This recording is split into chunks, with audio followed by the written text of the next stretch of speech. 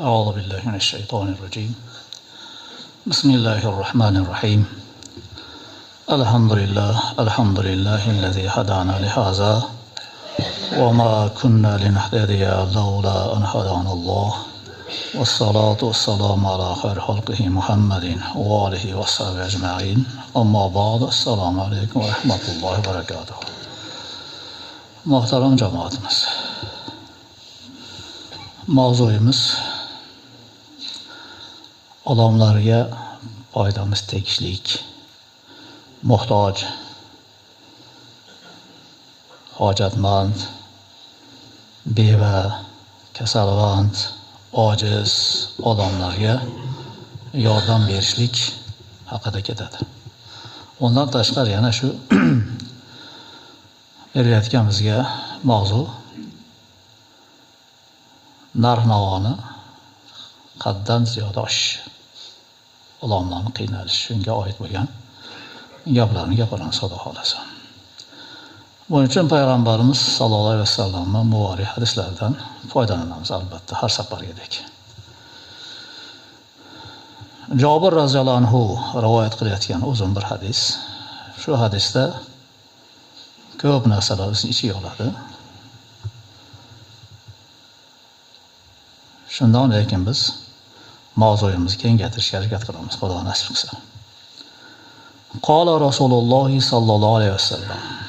Payg'ambarimiz alayhisalom aytdilar: Man hafara qabran banallohu lahu baytan fil jannati wajra lahu misla ajrihi ila yawmil qiyamah. ومن غسل ميتا خرج من الخطايا كيوم ولدته أمه ومن كفن ميتا كساه الله عدد أثوابه من الجنة ومن عزا حزينا ألبسه الله لباس التقوى وصلى على روحه في الأرواح ومن عزا مصابا كساه الله عز وجل حلتين من حلل الجنة لا تقوم لهما الدنيا ومن تبع جنازة حتى يقضى دفنها كتب له 3 قرارات القيرات منها أعظم من جبل أحد ومن كفل يتيما أو أرملة أظله الله بظله وادخله جنته ومن أصبح صائما أو أطعم مسكينا واتبع جنازة وعاد مريضا لم يتبعه ذنب. صدق Rasululloh sallallohu alayhi vasallam. Bu uzun hadis va aytganimdek ko'p narsani ichiga olgan. Biz mavzuyimiz odamlarga foydamiz tegishida. Shuni yoritishga harakat qilamiz. Bunda payg'ambarimiz sallallohu alayhi vasallam aytadilar: Man hafara qabran, kim qabr kavlasa, banallohu lahu baytan fil jannati. Alloh subhanahu qabr qavlagan odamga jannatda bir uy quradi. Tushunarli bo'ldi? Narx-navo oshayotganiga qabristonga olib kelamiz. 15 ming so'm ekan bir qabr. Agar eshitishim bo'yicha to'g'rimi? Bir kambag'al o'lib qolsa nima bo'ladi? Puli yo'q odam bu tayyorgarlik ko'rib o'lmaydi odam, to'g'rimi? To'y qilsa-yu, xo'p, mayli, to'plab bir narsa qildi. Qo'qqisi bir kambag'al o'ldi. Shu go'rkov 15 ming ish qiladimi? Nalogimiz bor deyapti ekan. Nima nalogi bor uni? Neyga boshlab o'tirsin? Nima nalog to'laydi yerga? Hukumatga nima pul beradi? Endi shuni yordamga chiqayotganlar bor. Bilalashib. Yana bular kamiga eski qabr kavlab qo'yib ham shu pul talab qiladiganlari bor. Eski qabr ochish mumkin emas. Hech ham mumkin emas. O bor, fatvo bor degan bilan gapiraveradi, fatvolari ham boshqasi ham. Shariat ruxsat bermaydi akalar. Qabrni ochish uchun o'sha oldinga o'tib ketgan mayit chirib so'ylar yo'qolib ketgan bo'lsa, unda marhamat. Hozir ochsa so'ylari bobbayni chiqyapti. Qanaqa qilib uni bir yoqqa surib olasiz? Mumkin emas narsa-ku. Qaysi kitobda bor ekan? Men necha yildan gapiraman shuni. Ko'rsat kitob desam, og'ziga cho'pchani gapiradi xolos. Hujjat qo'y, falon kitobda bor ochib qo'ysin degan yeri. Yo'q. 30 yildan keyin ochsa bo'laverar ekan deydi. 30 yildan keyin ochsa bo'laverar ekan deyish uchun u 30 yillik muhlat kim berdi? Fatvoda var. Hop fatvo, qayeri fatvosi? O'sha fatvoni bir tagiga qarash kerak ekan. Qabrni ochish uchun o'sha qabrdagi jasad chirib yo'q bo'lib ketgan bo'lishlik kerak. Va buni muhlatini o'sha fatvo berayotgan ahli ilm va shu qabrdan ma'lumoti bor go'rkovlar aytsa, qancha yilda bu chirib ketadi. Shunga qarab beriladigan fatvo. Bu har yerni fatvosi o'ziga qarab bo'ladi. Masalan, bir yerlar bor, u yerlar issiq. Issig'ida odam tez erib chirib ketadi. Bir yerlar bor, u yer sovuq. U yerda odam erib chirib ketishi qiyin. Bir jasadlar bor, ozg'in, go'sht yo'q odamda deyarli. Bir og'riq odam. Bu odam tezroq chiriydi. Bir odam bor, vazmin, semiz odam. U odamni chirishi qiyinroq bo'ladi. Mana shundan kelib chiqib, bir yerlar 30 yil degan bo'lsa, 30 yil kimga 30 yil? Qo'ygan qabrga 30 yilmi? Yo oxirgi qo'yilgan qabrga 30 yil bo'lgandan keyin boshidan kavladi deganmi? 50 yil, 70 yil, 100 yil beradi. Ayting, biz yurtlarda qanchada qabrdagi odam chirib ketadi? 100 yilda ham chirimaydi biz tomondagi qabrlar. Demak, ochish mumkin emas. Narx ko'tarilib ketyapti degandan bitta narx shumi?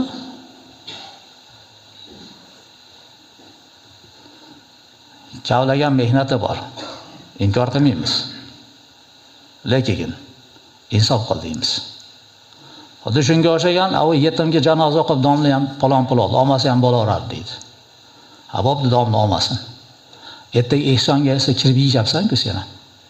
Seni yemasang ham bo'laveradi, kirmasang ham bo'laveradi. Domlaga bergan oldi sen yegan hisoblacha qancha bo'layapti? Go'rkovdan qisyapmizmi? Domladan qisyapmizmi? Masjiddan qisyapmizmi? Ishdan ham qisaylik. Odamlarga foydamiz tegsin. Qo'y, bizga ehson qilma. O'zing bola-chaqang bilan yeb duo qilib qo'yaver. Tomingni yopib ol, gazdan, svetdan qarzingni uzib ol, chiroyli yasha, Alloh rahmatini o'tganingni deyishga yaraylikmi? Yo kirib yeb chiqaramizmi? Mana ham siz bizni eliga bo'lgan nimamiz, yordamimiz bo'ladi. Tushunsiz agar. Ehson yo'q demayman, bor. Lekin insof qil. Qiynama odamlarni. Turini ko'paytirmadi. Yesanglar ehson bo'lavermaydi. Bu ehson turi ko'p. Kamiga yana Alloh taolo aytayapti, payg'ambarimiz alayhisalom aytayapti, ajralahu misla ajrihi ila yawmil qiyamah. O'sha olamdan o'tgan odamda qancha ajr savob bo'lsa, bunga ham shuncha ajr savob to qiyomatgacha borib turadi bu. Go'rkovlagan odamga ham deyapti. Senga shuncha Xudo berib turibdi-yu. Yengilroq. Ol, insof bilan. Bir men imom bo'lib kelganiga 35 yil bo'ldi. 36-yil ketdi. Mehrobga chiqqanimga. Shunda aytilar, bir qop un yetadi deb. Bir qop unga go'rkovni mehnatiga bir qop un beraylik deb o'sha eski elyoshlar, oqsoqollar aytgan. Endi qarang, bir qop unga yetadi degan bo'lsa, bugun bir qop unni pulini bitta marhumdan olsa, o'lgan qabrdan. Bir kunda 2 ta ko'mar, 3 ta ko'mar, yo haftasi bittadan ko'msa 4 ta ko'mar. Bormi daromad? Ya bir qop un nima bo'ladi? Bir qop unda bir oy yeydi odam. Bu ham sizni biza akalar xalqqa bo'lgan ehsonimiz, odamlarga bo'lgan bizni yordamimiz bo'ladi. Va man g'asala maytan xaraja minal xatoya kayawmi baladatu ummu. Kim o'likni yuvsa, onasi tuqqanda qandoq begunoh bo'lsa, shu g'assol shu gunohlardan yuviladi deyilyapti. Sharti bor. G'assol o'sha o'likda ko'rgan narsani tashqari chiqib gapirmaslik sharti bor. Ana bo'ldi, mana bo'ldi emasdan, yomonligini gapirmaslik sharti bor. Bunga shuncha savob bor. Yana birov yuvadi. Endi bizga eskidan odat bo'lib kelgan, unga bir massa bersin, paqir bersin, cho'mich bersin bora, pulon beradi. Mayli uni biz deymiz, chunki o'ladigan odamni tayyorlab qo'yganmizni. Va qassoq beradigan paqarim ola cho'michim deb ayollarni tayyorlab qo'yadi. Hozir bor bizga bitta paqir tayyorlab qo'ygan. Mayli uni deyman. Lekin bu ham kimlargadir malol kelib qoladi vaqti kelsa. وَمَنْ كَفَّنَ مَيْتًا كَسَوْهُ اللَّهُ عَدَدَ أَثْوَابِهِ مِنَ الْجَنَّةِ. Kim o'likni kafanlasa, Alloh subhanahu va taolo o'sha kafanga nechta kiyim ketgan bo'lsa, shuncha kiyim bilan jannatga kiygizadi deyapti. Ya'ni kafanda kiyim yo'q, lekin 3 bo'lim bor-da, to'g'rimi? O'sha 3 bo'lim narsa bo'lsa, demak 3 xil kiyim kiyadi bu odam. Ko'ylak, ishton, tepasiga yopanili popa deydi. Shunday nomlangan shu narsalar. Bu kafanlagan degan gap kirib kafan pichib kafanladiga bo'lishi ham mumkin. Ya kimdir cho'ntagidan shu kafanni olib kelib, kafanni mendan shu birodarimizni deb yordam bergan bo'lishi ham mumkin. Va man aza hazinan albasahu Alloh libasa taqwa va salla ala ruhihi fil arwah. Kim mahzun bo'lgan odamga kelib hamdardlik bildirsa, Alloh subhanahu va taolo odamga taqvo kiyimini kiygizadi. Va uni ruhlar ichida ruhiga salovatlar aytiladi, deyapti. Bir odamning boshqa bir ish tushdi. Musibat degan narsa o'limli emas. Mahzunlik sizni bizning kayfiyatimizni buzadigan bir ish bo'ldi.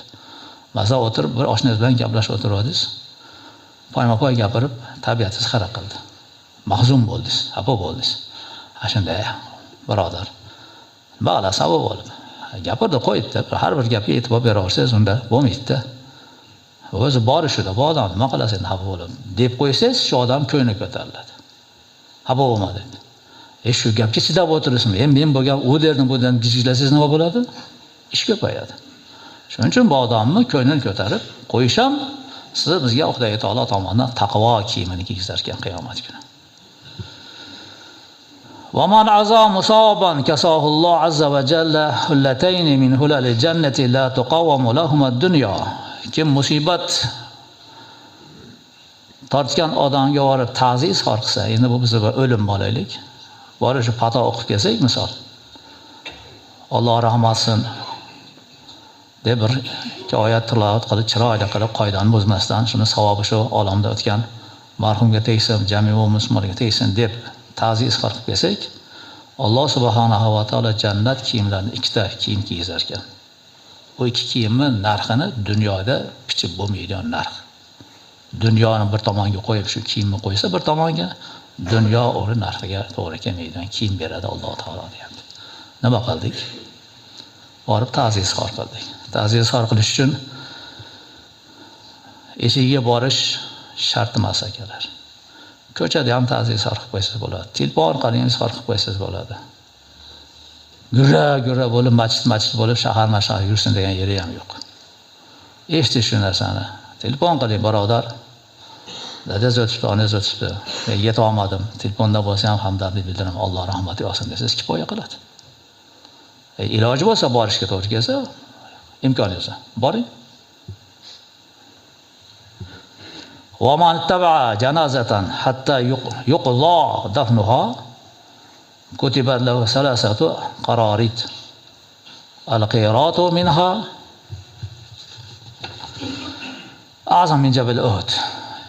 Kim janoza orqasidan, ya'ni tobut orqasidan qabrga chiqib, qabristonga chiqib, to ko'milgungacha tursa, bu odamga 3 qirot savob beriladi. Boshqa bir hadisda 2 qirot deb eshitganmiz.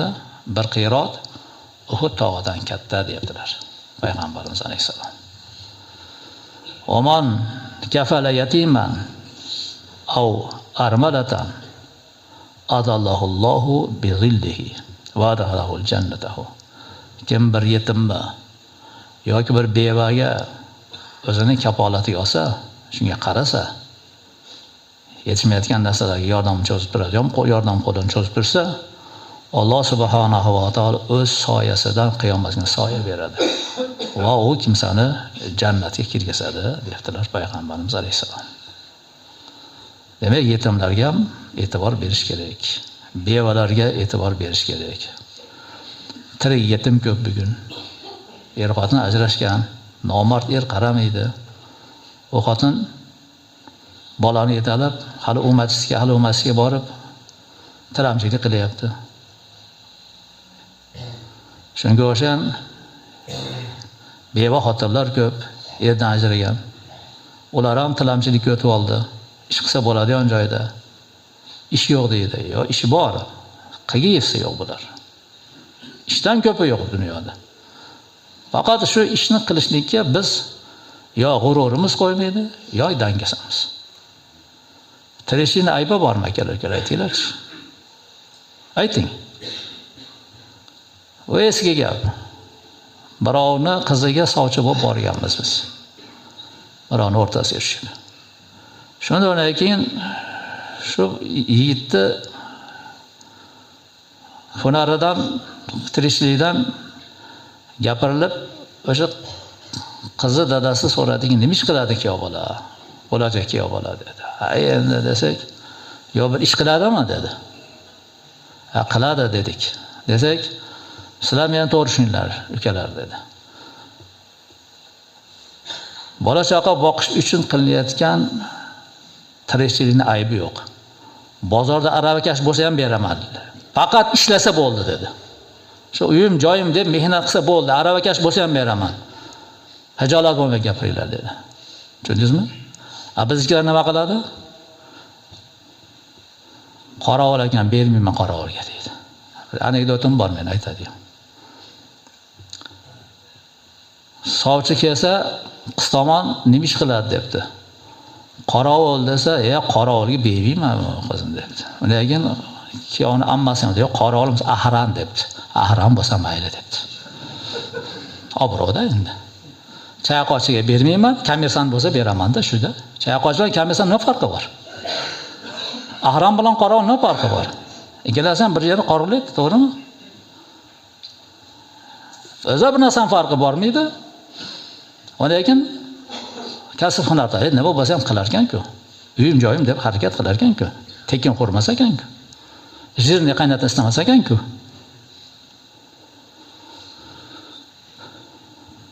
Va man asbaha soiman, kim rozador bo'lsa tongida, av at'ama miskinan yoki bir kambag'alga taom bersa, vatba'a janazatan, janozalarning orqasidan borib shu ko'mishga, janoza o'qishga ishtirok etsa, va'ada marizan, kasal ko'rsa, lam yatba'hu zambun, buni orqasiga gunoh ergashmaydi. Bu ishlar bilan ovora yurgan odam gunoh qiladimi, qilmaydimi? Qilmaydi. Gunohni kim qiladi?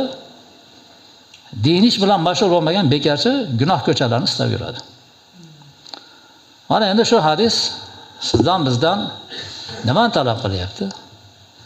Elga yordam, manfaatni talab qilyapti. Payg'ambarimiz sallallohu alayhi vasallamdan Abu Hurayra roziyallohu anhu rivoyat qilayotgan yana bir hadis bor. Bu hadisda Payg'ambarimiz alayhisalom aytadilar: "As-sa'a 'alal armalati wal miskin kal mujahidi fi sabilillah aw kallazi yaqumul layla wa yasumun nahar." Armala deb beva xotinni aytadi. Eri o'lgan, eri yo'q xotinni aytadi, erdan chiqqan. Miskin deb hayoti, kunlik hayoti o'tmaydigan kambag'alni aytadi. Kim shu miskin va bevalarni bir kamini to'ldirishlik uchun harakat qilsa, deyaptilar Payg'ambarimiz alayhisalom. Shu harakat qiladigan kimsa deyaptilar. Go'yo Alloh subhanahu va taolo yo'lida jihad qilayotgan mujohiddaqa. Yoki kechalari qoim bo'lib tahajjud namoz o'qib, kunduzlar ro'za tutgan odamdek ajr oladi deyaptilar. Nima ketdi sizdan bizdan? Masalan, bitta Yetisholmayotgan oilaga bir qop un olib bersangiz, 1,5 ming so'm un olib berasiz bugun Xudo xolisa, agar adashmasa. To'g'rimi?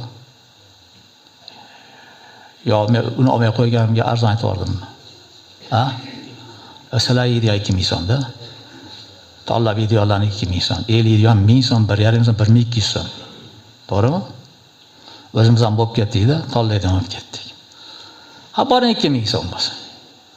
Ha, bir qop un olib bersa shunga, bir oy yeydimi? Non qilib yeydimi, cho'zma qilib yeydimi, somsa qilib yeydimi, mont qilib yeydimi, yetadimi, yetmaydimi? Unaqa bir qop unni olib beradigan qancha odamlar bor aytinglarchi? Yog' olib bersa-chi? 5 litr yog' bersa bir oydan chiqib ketadimi, chiqmaydimi? Chiqadi, to'g'rimi? Yog'i bilan uni bo'lsa, unga muammo yo'q-ku. Go'shtni boy ham yemayapti hozir. Go'sht ham palon pulga chiqib oldi. To'g'rimi? Palon pulga chiqqan go'shtni tushir deb bular talab qilyapti, ular bozor balad deb bular urnamayapti. Bozorda sotayotganlar, qassobchilik qilayotganlar, bir kelishinglar. Insof qilinglar. Kelishsa bo'ladigan narsaga hammasi. Yana to'g'rimi? Asoq 10 so'm qolmasa, 8 so'm qolsin, 5 so'm qolsin, 1 so'm qolsin.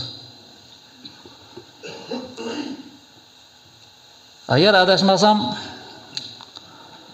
bundan bir 20 yil, 25 yil oldin bir Uyg'ur bolalar bilan o'tirganmiz. Savdogar Uyg'ur bolalar bilan. Shularni biz mehmon qilgan kishi bo'lib, bizni shu mehmonlikka chaqirgan odam peris qilganda. Shular peris. Perisga olib kirganda shu katta laganning ichida olib kirdi, pishgan baravar, hamma o'zi olib, tarelga solib yeyapti. Hali Uyg'ur bolalar qarab turib aytdiki, biz sizlarga hayronmiz dedi. Yeyishimiz ko'ribdi. Biz dedi Xitoyda dedi 1 rupiya topish uchun 100 rupiya sarf qilamiz dedi. 100 so'm sarf qilsa 1 so'm toparkan o'sha paytda ular. Sizlar 1 so'm sarf qilsanglar 3 rupiya, 4 rupiya topadigan joydan ish qilmaganiga hayronmiz dedi. Bizda chunki o'sha paytda savdo qilaman desangiz, daromad katta kelardi. Imkon bor edi. Endi men demoqchi bo'layotgan gap o'sha 1 so'mga 100 so'm sarf qilib 1 so'mga manfaatdor bo'lib, xursand bo'lib, shu bolalar kuni o'tgandan minnatdor edi. Bizdan xafa ekan, sizlar dangasa ekansizlar. Katta imkoniyat turib, sizlar yeyishdan boshqa narsa yaramas ekansizlar dedi. Bizni inqirozga olib kelayotgan narsa nima akalarga aytinglarchi? Ovqatmi? Shu ovqat sabab shunga keldikmi? Yemoq kuchayib ketgandan? Qimmat bo'lib ketdi deydi. Qimmat bo'lib ketdi deymiz. Oshxonaga borsangiz joy yo'q. Xotinlar egallab olgan. O'chir, qaysi oshxonaga borsangiz, samovar ham xotinlar ham osh yeydigan bo'lib ketdi. Nimaga nolaysan degan odam yo'q yana. Ko'p gapirdim. Xotin kishiga samovarda osh yeyish to'g'ri keladimi aytinglar, akalar? Bu narsa degim kelib ketyapti hozir. To'g'ri keladimi? Hoji ayalarni o'tirish ekanda kafeda o'tkazib beryapti o'g'il bolasi, bo'yni yo'g'on o'g'li. Va endi hajiga borgan, umraga borgan, gunohlar yuvib kelgan, hammaga ko'rinib lapan-lupan qilib 50 ichida yuradimi shu? Uyingni qilib bersa ham bo'lmaydi shu har qancha bo'lsa. Yana kamiga nima qilar ekan bular? Ehson bo'ladi bizdan deb bir-biriga termiz berayotgan, chaynak berayotgan, piyola berayotgan, tovoq berayotgan. U ehson qilyapman deydi, savob bo'ladi, olib kelib tahlaydi. Ishlatmaydi, uyda turibdi. U ishlamagan narsa nimasi savob bo'ladi?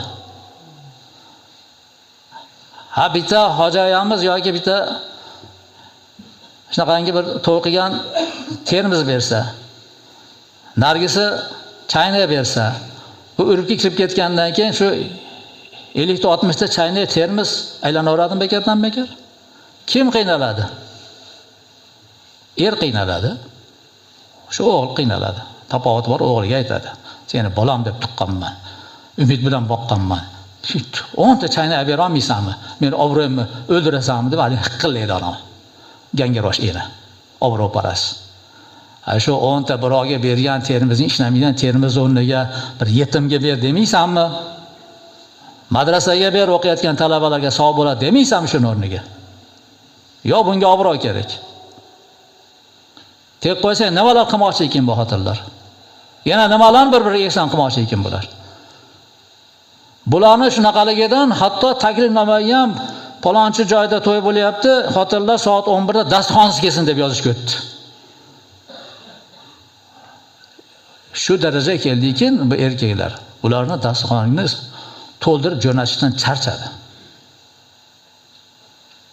Bular tashishdan to'xtamadi, qilishdan to'xtamadi. Qimmatchilik qaydan paydo bo'lyapti endi? Aytinglar. To'xtashimiz kerakmi, kerak emasmi? Shu ketishda oxir nima bo'lamiz? Etagimizni ham yig'ishtirib olmay qolamiz akalar.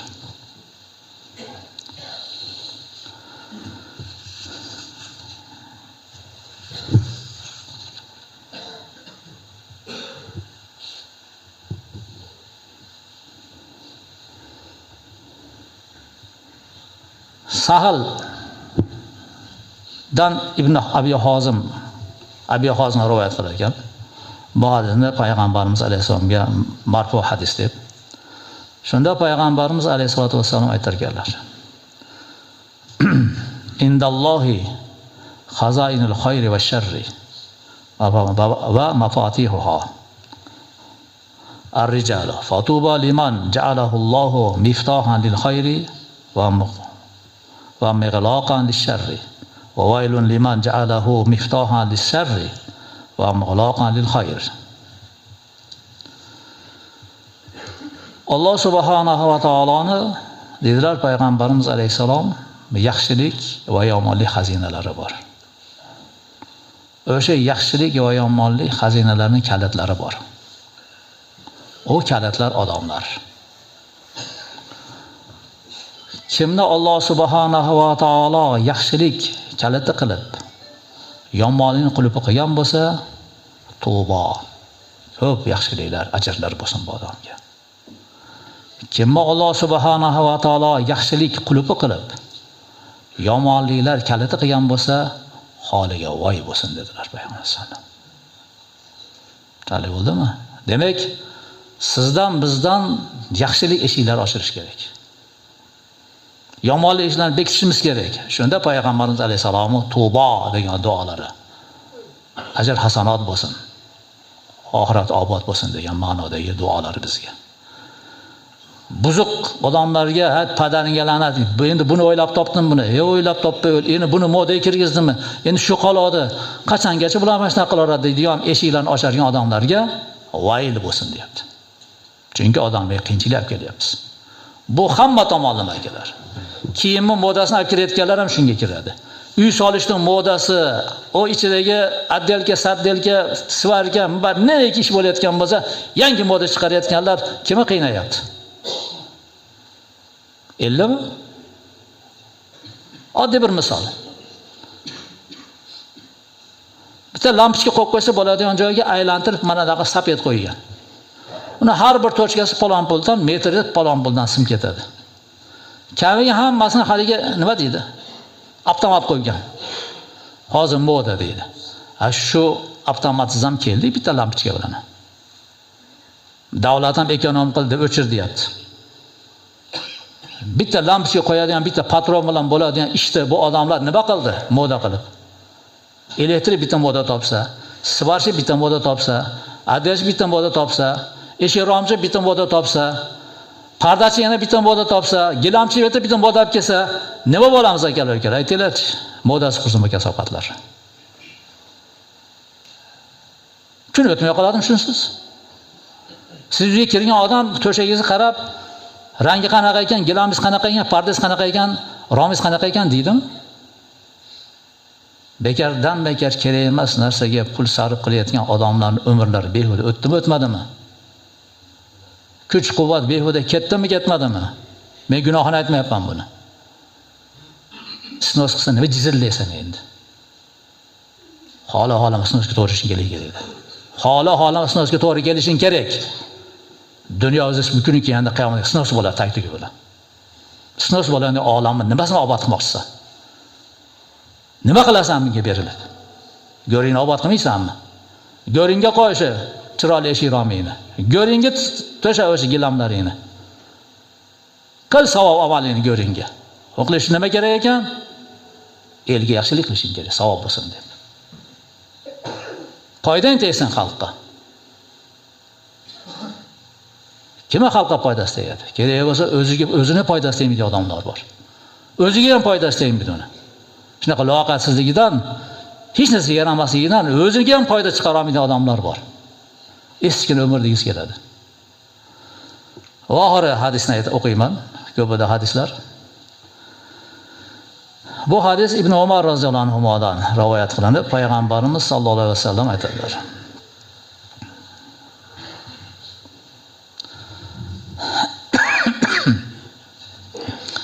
Inna lillahi azza va jalla xalqan xalaqahum li hawajin nas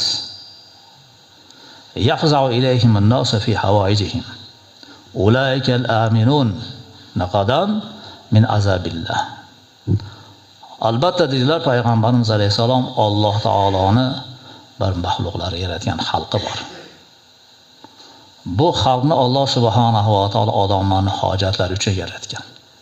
Ya'ni odamlarning ichida odamlarning hojatlarini hal qiladigan, ravo qiladigan bir toifa odamlar bor. Shuning uchun yaratgan odamlar bor.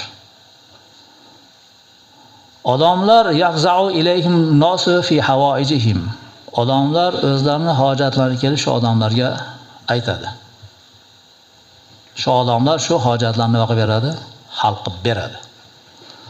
Ulayk ana shu odamlar hojati tushganda hojatlarini bularni o'sha ko'ngliga to'g'ri keladigan qilib bajarib bergan odamlar al-aminuna g'ada min azabillah, ertaga Alloh taoloning azobidan omonda qoladiganlar shular. Nima uchun omonda qolyapti? Odamlarning hojatini chiqaryapti. Odamlarning hojatini chiqargan odamni Xudo taolo azoblamaydi. Chunki u odamlarni muammosini hal qilgan, qiyinchiligini hal qilgan odamni Xudo taolo qiyinga soladimi? Boshqa hadislar ham bor-ku. Man yassara abdan, kim bir bandaga yengillik keltirsa, indal usrati qiyin vaqtida yassarahulloh fi dunya va oxirah. Alloh subhanahu va taolo bu odamga dunyoda va oxiratda ham yengillik beradi deydi. Biz nimalar qilyapmiz? O'lib ketsin deyapmiz hammamiz bir-birimizga. Battar bo'lmaydi deyapmiz. Bu musulmonning xulqimi aytingchi? Payg'ambarimiz sollallohu alayhi vasallam mo'minlar bilan bir binoga o'xshagan narsa. Bular bir-birini g'ish bir-birini ushlab turib bino bo'ladimi? Tepasiga tomlar bilan bo'ladimi? Mo'minlar bir mashina bo'lmas ekan, bular katta islom degan binoni vayron qiladi. Shuning uchun tepamizdan kelayotgan butun balolar xolagan ko'yga solib o'ynatayotgan din dushmanlari nimadan foydalanyapti? Bizi bir-birimizga hamdard bo'lmaganligimizdan, bir-birimizga foydamiz tegmaydigan, o'ris aytmas egoist, bo'lsin o'zimga bo'lsin bo'lib qo'yganligimizdan bo'lyapti aytdilar. Bering o'zingizga savol akalar. Pulingiz ko'paydi. Obro'yingiz oshdi. Kimga foyda? Sizga foydasi bormi tashsiz turgan puldan? Qo'lingizda pul bor, yegani qorningiz og'riydi. Qo'lingizda pul bor, kiygan kiyimingiz oddiy kiyim. Ishlatmasangiz, birovga bermasangiz, u pulni nimaga topdingiz? Biz qachoniki ishlatamiz, yordam qo'limizni cho'zamiz, balolardan, ofatlardan qutulamiz. Har bir narsaning zakoti bor deydi-yu. Masalan, pulli zakoti bo'lganda aqlli ham zakoti bor-da. Bu ham ishlash kerak foydali joyiga. Kuch-quvvatning ham zakoti bor. Buni ham foyda joyiga sarf qilish kerak. Ilmni ham zakoti bor. O'qidingmi? Berishing kerak. O'rganding bir hunarni berishing kerak. Hunarini bekitadigan odamlar bor, hunar o'rgatmaydi. Qizg'anadi hunarini. Sen o'lsang orqangda shu hunaringni qilsa, savobli hunar bo'lsa, yaxshi hunar bo'lsa, savob boradi-yu senga. Nima qizg'anasan? Go'yoki bunga hunar o'rgatib qo'ysa, buni noni yarimta bo'lib qoladi. Siz shuni yaxshi bilingki, taqdir azalda Alloh subhanahu va taolo sizga qancha rizq yozgan bo'lsa, uni ming tirishib tirmashib ishlang, bir gram oshira olmaysiz. Ishlamay og'ana yotsangiz ham asha rizqni yeysiz. Boshqa o'ta olmaysiz. Shunaqa ekan, rizq azaldan bizga belgilangan bo'lsa, nimadan qizg'anyapsiz? Nima uchun xalqqa foydasi tegmaydi? Nima uchun qimmatchilik keltiramiz akalar, aytinglar. Nima uchun shu pulli ko'yga tushib hamma yoqqa qiyinchilik olib kelamiz? Ertaga bu pullarga javob bermam bilamizmi? Haloliga javob beriladi. Qaydan topgansan, qayga sarf qilgansan deb. O haromdan topganga hisob ochilmaydi u. Tayyorun pul o'tkazdi do'zaxga, Xudo saqlasin. Insof qilinglar akalar. Pul yaxshi narsa, kerak, lekin oshiq. Keragidan oshiq. Hamma narsani keragidan oshiq. Norma degan gap bor, to'g'rimi? Ovqat yaxshi. Ko'proq yeb qo'ysangiz nima bo'lasiz? Qiynab qo'yadi. Dori ham shifo narsa, to'g'rimi? Shu dozasini ko'proq olib qo'ysangiz, shu dori nima bo'lasiz? Odamda o'rtacha 36 gradus temperatura bormi? Gradusdan 36 bo'ladi, 36,5 bo'ladi, qancha bo'ladi? Shu ko'payib ketsa nima qiladi bizni? Gangitib qo'yadi, sistema ko'payib ketsa. Tushib ketsa-chi? Chatamiz chiqadi, hamma narsaning me'yori bor akalar. Hojatingizga yarashasiga, keragiga yarasha xizmat qiling. Qolgan kuch-quvvati, aql zakovati, imkoniyatni ibodat qiling. Savob bo'ladigan eshiklarni oching. Bormi mablag'ingiz? Savob bo'ladigan tomonga sarf qiling. Bormi kuch-quvvatingiz? Bering odamlarga kuch-quvvatingizdan yordam. Aqlingiz bormi? Bering aqlingizdan fikr odamlarga, savobli fikrlarni bering. Ilmingiz bormi? Yetkazing odamlarga ma'lumotni. Foydalansin sizdan. Nima qilib bo'lsa ham el yurtga bizdan foyda tegishi kerak, qiynamaslik kerak xalqni. Bo'lsa o'zimga bo'lsin degan gap hamma yo'qda bizni oqsatib tashlaydi. Parcha chachib tashlaydi, aytib qo'yay. Masalan, 4 ta ko'kasiz. 4 ta ko'ka pulli ko'yiga tushgan. Bir-biridan havola oladimi?